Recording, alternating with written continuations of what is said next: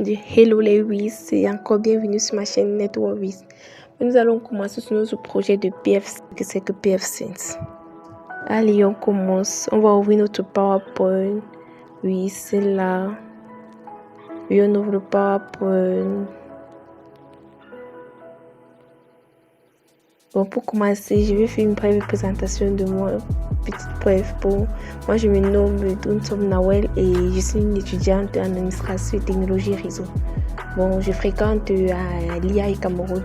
Bon, le centre d'excellence technologique de son excellence Bobiane sous président. Bon, c'est lui qui en fait qui subventionne notre école en fait pour qu'elle soit accessible pour les gens comme nous. Bon, je suis ravie en fait de partager avec vous mes connaissances acquises jusque-là. Et voici une petite photo de moi. Bon, je voulais pas faire une vidéo de moi, j'ai pas encore la caméra nécessaire, c'est la raison pour laquelle j'ai mis une petite photo. Bon, nous allons continuer. Pour les grandes parties de mon devoir, nous aurons une introduction, je dis ce que c'est que PFSense, définir PFSense. En deuxième partie, je dis les fonctionnalités clés. En troisième partie, les avantages d'utilisation de PFSense. Quatrième partie, nous allons présenter l'interface de PFSense. En cinquième partie, je vous montrer un cas d'étude où on utilisait PFSense.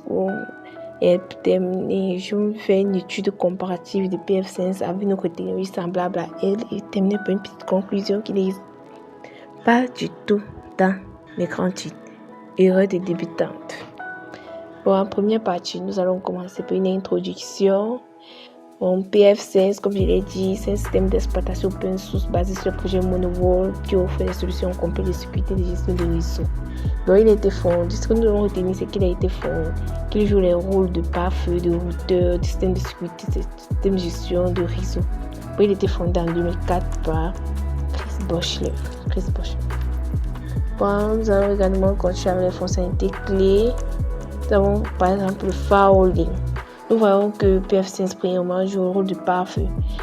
Ils utilisent le pare-feu entre deux réseaux, par exemple un réseau public tel que l'Internet et un réseau privé tel que celui d'une entreprise.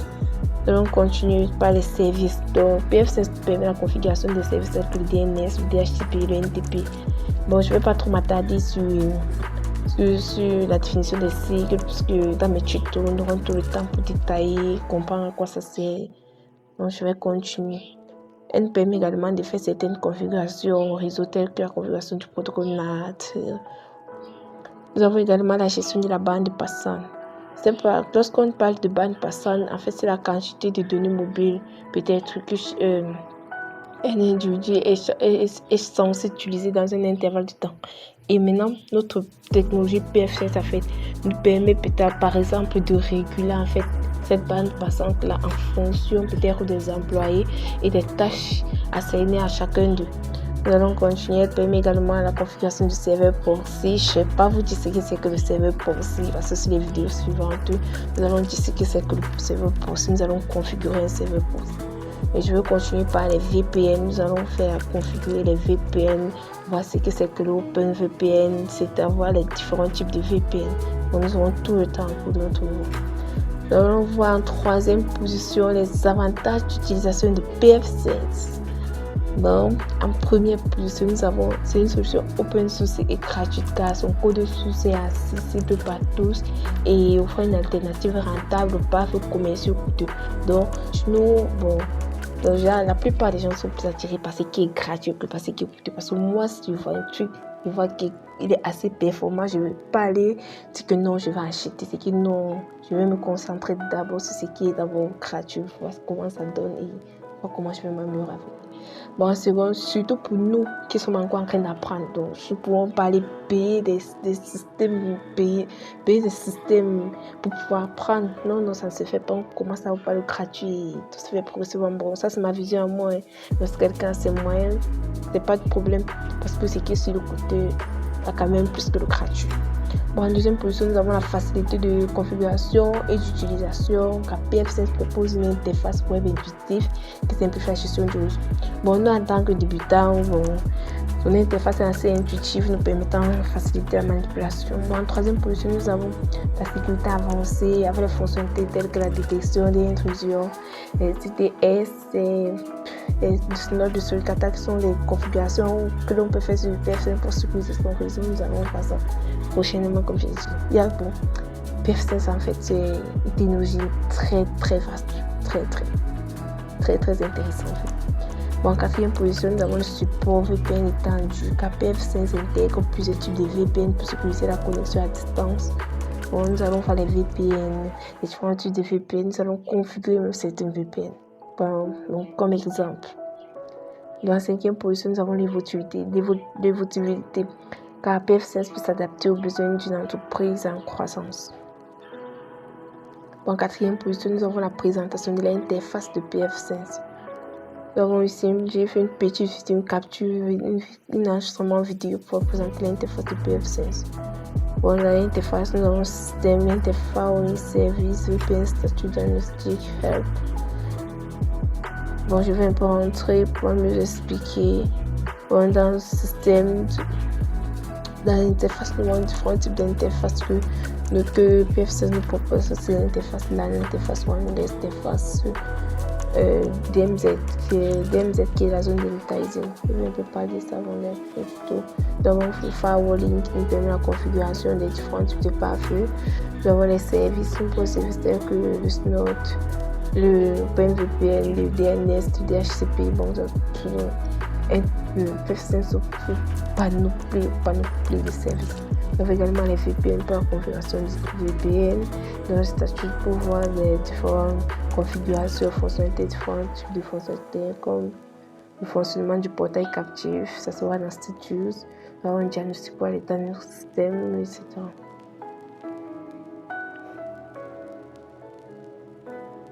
Bon, un peu comme là, je vois un peu l'ensemble de ce que j'ai eu à configurer comme le portail captif, le dynamique DNS Status, le note également mes interfaces, l'interface LAN, l'interface WAN.